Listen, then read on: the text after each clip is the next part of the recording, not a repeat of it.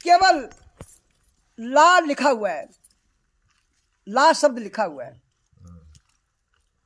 वो सच्चे दरबार की सॉरी, उसमें सा लिखा हुआ है, सा। लाल कागज और सा डाल दिया, लिख दिया, उसमें भेज दिया। अब सब रानियों की चिट्ठियों को पढ़ा कि फलानी रानी ये मंगवाती है, दूसरी रानी ये मंगवा रही, तीसरी ये मंगवा रही है, लेकिन छोटी वाली रानी ने कुछ भी नहीं मंगवाया। लाल रंग का कागज है और उसमें सा लिखा हुआ है। अपने मंत्री को बुलाया, मंत्री इसका क्या मतलब है कि मेरी छोटी रानी ने कुछ भी नहीं मंगवाया और ये कागज लाल रंग का कागज और सा लिखा हुआ है, बिल्कुल खाली है, कुछ भी नहीं लिखा हुआ है, क्या चाहती है वो? बोले महाराज उसको कोई लालसा है, कागज लाल है, सा लिखा हुआ है, उसको कोई लालसा है। बोले किसकी लालसा है? बोले आपकी लालसा है, आप ही चाहिए उसको, और कुछ नहीं चाहिए। वो सच्चे दरबार की। अब राजा सब वस्तुएं भेज देता है, खुद राजा छोटी रानी के महल में चला जाता है। अब आप बताइए कि जो कुछ राजा का है वो सब कुछ छोटी रानी का है।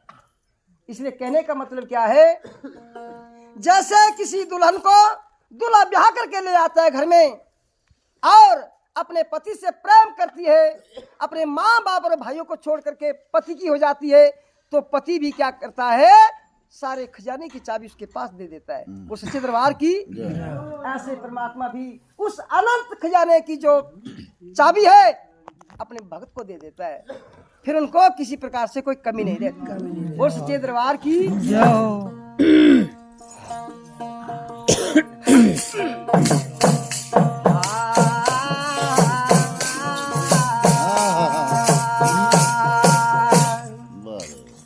कहते हैं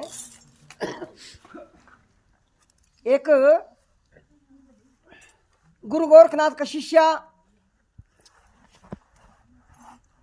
गोरखनाथ ने कहा कि मानसरोवर में इतने ऊंचे शिखर पर अभी कोई संत नहीं आया, लेकिन एक संत आया हुआ है, मगर फिर भी वो गृहस्थी है। बोलिए सच्चे दरबार की। सुनो भाई, बोलिए सच्चे दरबार की। अरे संत गृहस्थी है, लेकिन कितने बड़े ऊंचे शिखर पर आ चुका है। जाओ, अपने शिष्य को भेज दिया चरपटीनाथ को, जाओ इनकी परीक्षा लो, ये संत है या नहीं है संत। वो सच्चे दरबार की।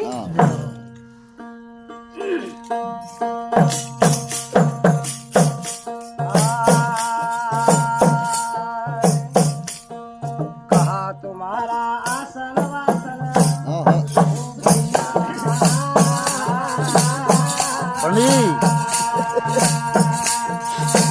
लो तार देना तुम्हारा भोजन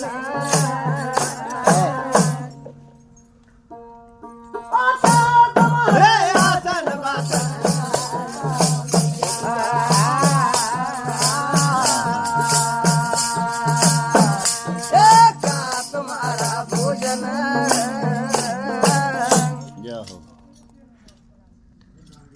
अरे क्या तुम्हारा आसन वासन, क्या है तुम्हारा भोजन। लेकिन वे बड़े उच्च थे, महान थे, उनका नाम नानक है।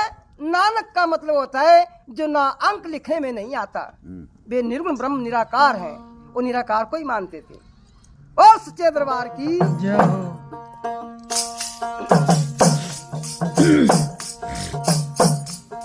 कितने छोटे के कपड़े पहने,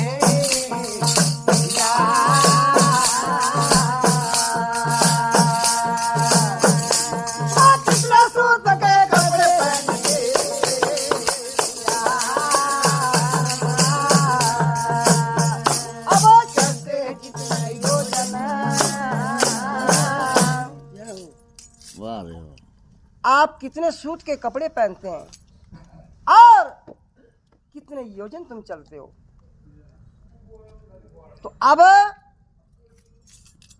और क्या पूछा, चलाई कहाँ पे जाई ओ भैया,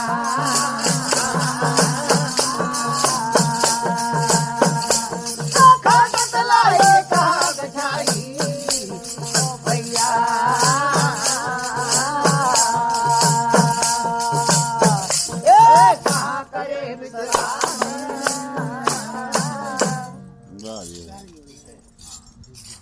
नानक साहब से पूछा कितने सूत के कपड़े पहनते चलते, कितने योजना, खाट लाई कहाँ बछाई, कहाँ करते तुम विश्राम।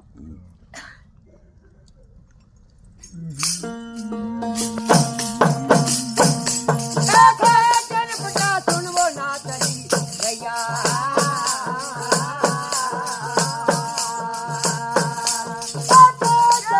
सुनो नाचनी ओ भैया,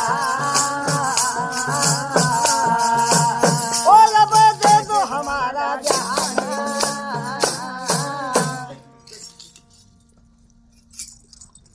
कहे चरपटी अब सुनो नान का, दे दो हमारा ज्ञान। तो गुरु महाराज जानो जान थे, और अब कैसे जवाब देते हैं उस चरपटीनाथ को। बोल सच्चे दरबार की।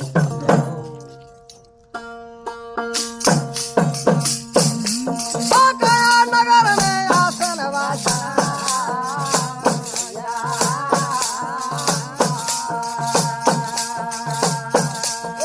नाम हमारा भोजन।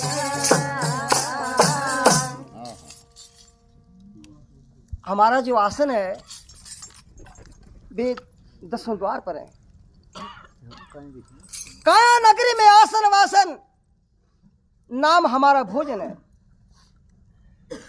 हमारा भोजन नाम है। ये गीता में भी कहा हुआ है कि आत्मा कुछ खाती और कुछ पीती नहीं है। आज तक आत्मा ने कुछ भी खाया पिया नहीं है। इसे संत भी इशारा कर रहे हैं।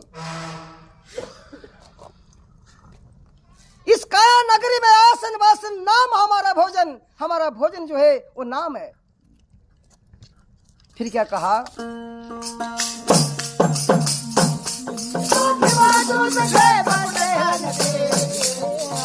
भैया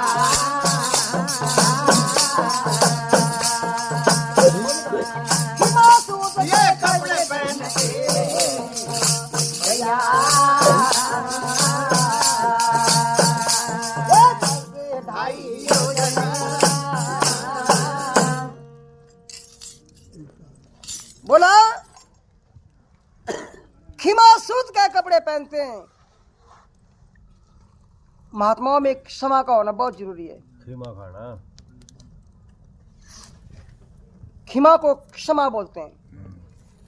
खिमा सूत के कपड़े पहनते और चलते हैं 2.5 योजन। हमारा जो मार्ग है वे 2.5 योजन का है। और सच्चे दरबार की। फिर क्या कहा,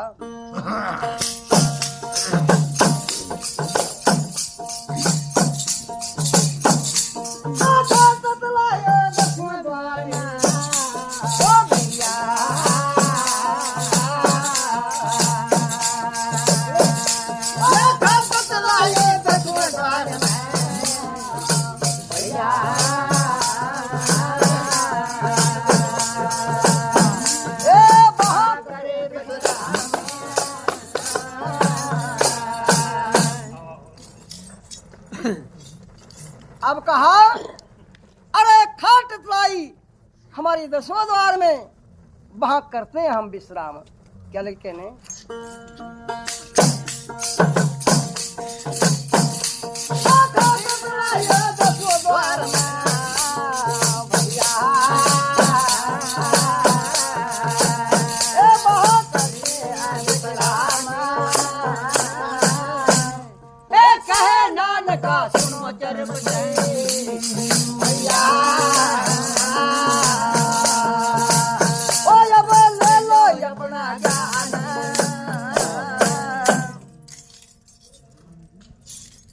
बोले खाट लाई 10वें द्वार में, वहां करते विश्राम।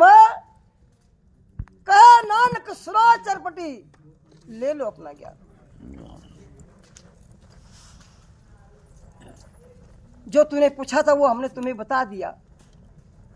बोले सच्चे दरबार की।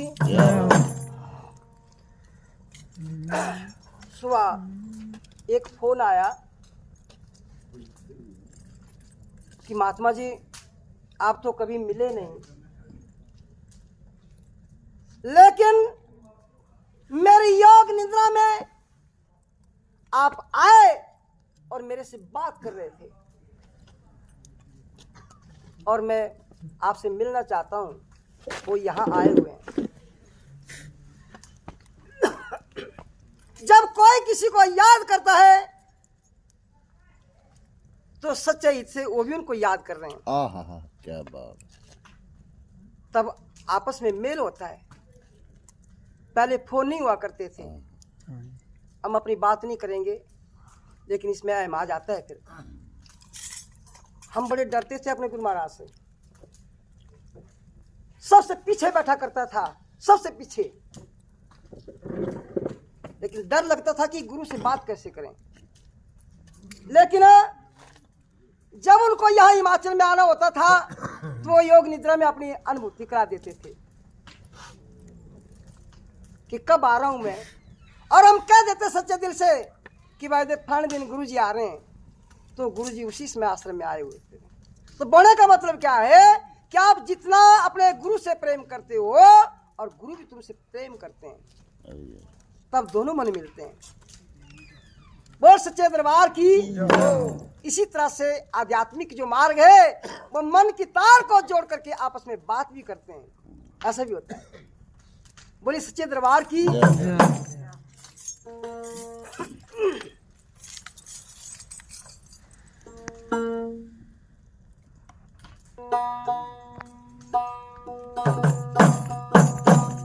अब कहते हैं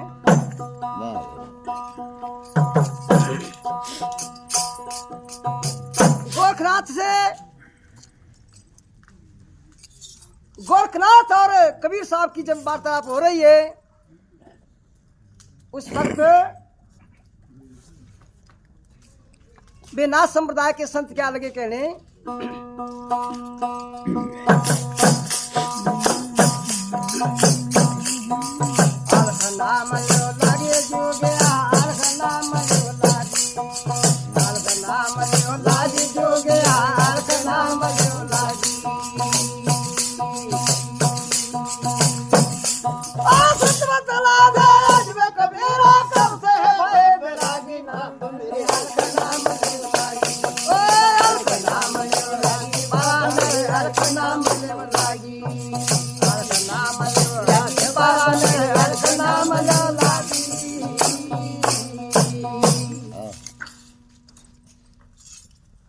कि आप कब के बैरागी हैं, अलख के साथ आपकी लिप कब से लगी हुई है।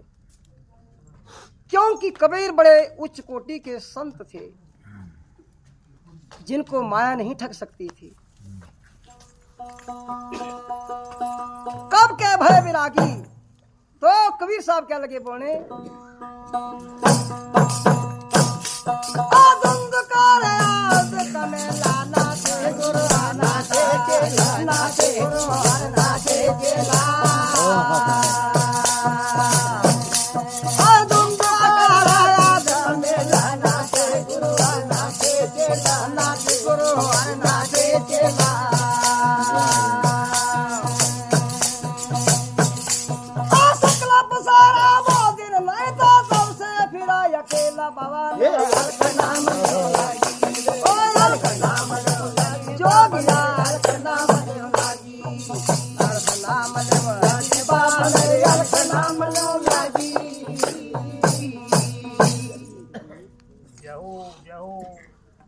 धुंध आकार आज का मेला, ना थे गुरु ना थे चेला। क्योंकि एक आदि होता है, एक अनादि होता है। ये आदि से सृष्टि रचती है। धुंध आकार आज का मेला, ना थे गुरु ना थे चेला। ये गुरु शिष्य का संबंध नहीं था। उन्हें शक्ल पसारा कुछ भी नहीं था। तब से फिरा हूं अकेला, मैं तब से अकेला हूं। ये कबीर साहब कह रहे हैं। बोलिए सच्चे दरबार की।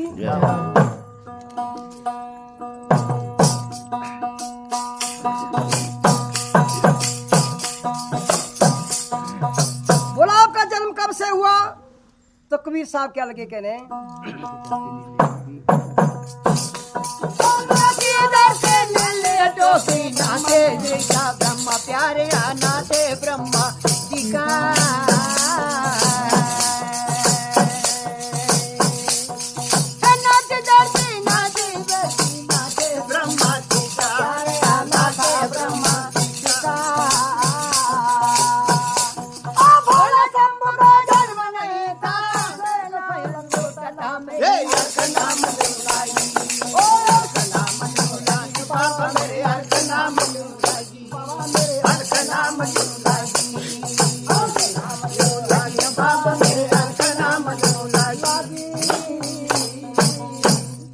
राम।